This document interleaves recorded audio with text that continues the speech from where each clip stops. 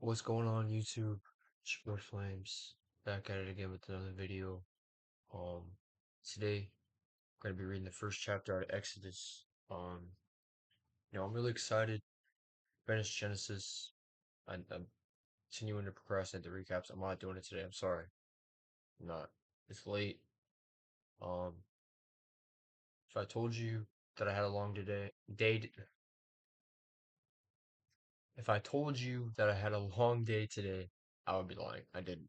I just don't feel like doing it. I'm gonna keep it a buck. Um, I'm gonna keep it real with y'all. I did not feel like doing it today. However, I'm gonna get my video published like I always like I always will. But yeah, appreciate y'all. Love y'all. Thank y'all for watching. If you've been here since the start, thank you very much. Um, Without further ado, let's get right to it. Exodus. Israel increases greatly in Egypt. These are the names of the sons of Israel who came to Egypt with Jacob, each with his household. Reuben, Simeon, Levi, and Judah. Issachar, Zebulun, and Benjamin. Dan and Naphtali, Gad and Asher. All the descendants of Jacob were 70 persons. Joseph was already in Egypt. Then Joseph died, and all his brothers and all that generation. But the people of Israel were fruitful and increased greatly. They multiplied and grew exceed. I have a stuttering problem today. I don't know what's going on. They multiplied and grew exceedingly strong, so that the land was filled with them. Pharaoh oppresses Israel. Now there arose a new king over Egypt who did not know Joseph. So basically, originally the Egyptians, they're not Israelites, they're not, the people, they're not descendants of Abraham. So when Joseph went over to went to Egypt, it was because he was sold as a slave by his brothers.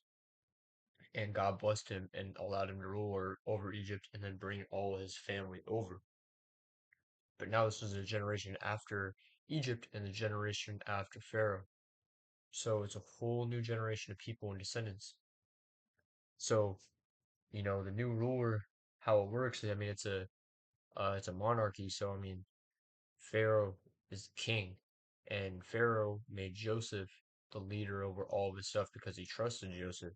But now Joseph's not there, Pharaoh's not there, and there's a new ruler over Egypt, and whatever he says goes. Now there was a new king over Egypt who did not know Joseph. And he said to his people, Behold, the people of Israel are too many and too mighty for us. So, yeah, too many and too mighty for us. Come, let us deal shrewdly with them, lest if they multiply, and if war breaks out, they join our enemies and fight against us and escape from the land. Therefore, they set taskmasters over them to afflict them with heavy burdens. They built for Pharaoh store cities, Pithom and Ramesses. But the more they were oppressed, the more they multiplied, the more they spread abroad. And the Egyptians were in dread of the people of Israel. So they ruthlessly made the people of Israel work as slaves, and made their lives bitter with hard service, and mortar and brick, and all kinds of work on the field. And their work, they ruthlessly made them work as slaves. So the generation of Joseph's like everybody, descendants of Jacob, was 70 people, and then the generations after them. Now, even if the generations after them, it says this is the next generation. So even if it was maybe, let's say, like per each family, um 70, let's just say at the very maximum, there's like 1,000 of them at this point, 1,000 Jews. Egypt is a whole entire country, and Egypt has been a country forever, basically. And the ancient Egyptians go way back to like way back, one of the very first societies. And I don't know. I'm kind of curious on like when the pyramids and stuff came to play. Um, I don't really know.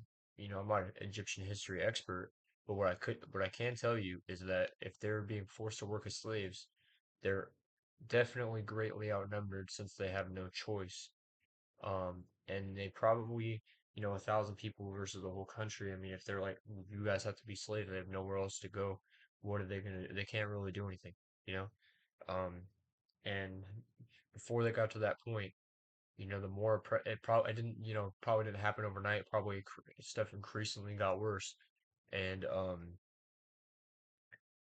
yeah, and as they multiplied and grew more fruitful, the jealousy and the paranoia and the lies and like yeah, they're saying like, oh, they can betray us if this happens, if that happens.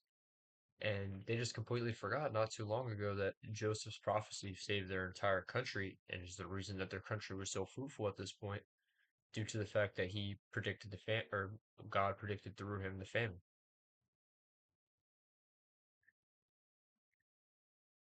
Then the king of Egypt said to the Hebrew midwives, one of whom was named Shipra and the other Push, when you serve as a midwife to the Hebrew woman, and see them on the birth stool, if it is a son, you shall kill him, but if it is a daughter, she shall live. But the midwives feared God and did not do as the king of Egypt demanded them, but they let the male children live. So the king of Egypt called the midwives and said to them, why have you done this, and let the male children live? The midwives said to Pharaoh, because Hebrew women are not like Egyptian women. They are vigorous and give birth before the midwife comes to them. So God dealt well with the midwives, and the people multiplied and grew very strong. So a midwife, for if you don't know, is somebody who helps give birth back in the day before there were hospitals. Or if like somebody were to be doing like a home birth, um, they would essentially make it so um they basically just conceive the baby. But the Israelite woman um just pushed out the baby without any help, I guess. And then at that point, the midwives knew God because of the Hebrews, and they knew God because of the Hebrews, and they fear God, and they didn't want to kill God's people's babies.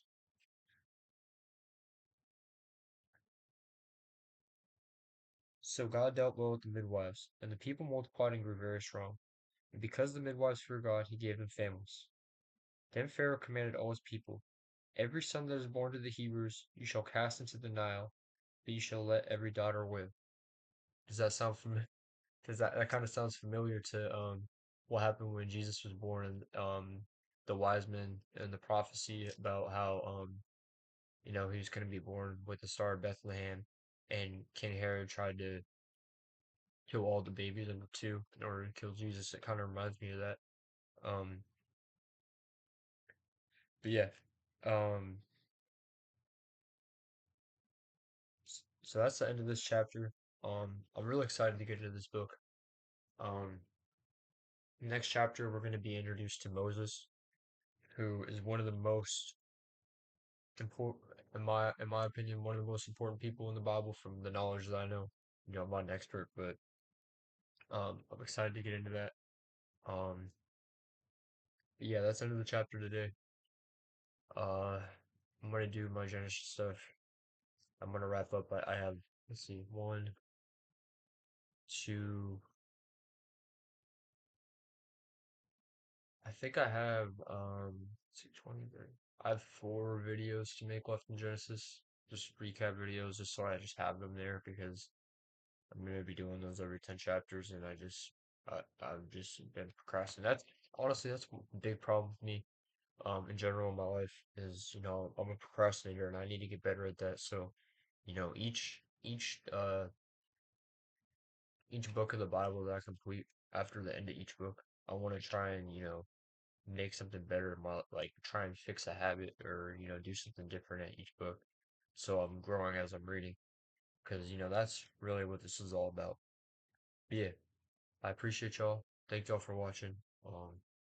Love y'all so much. Appreciate all the love and support. Thank y'all. Peace.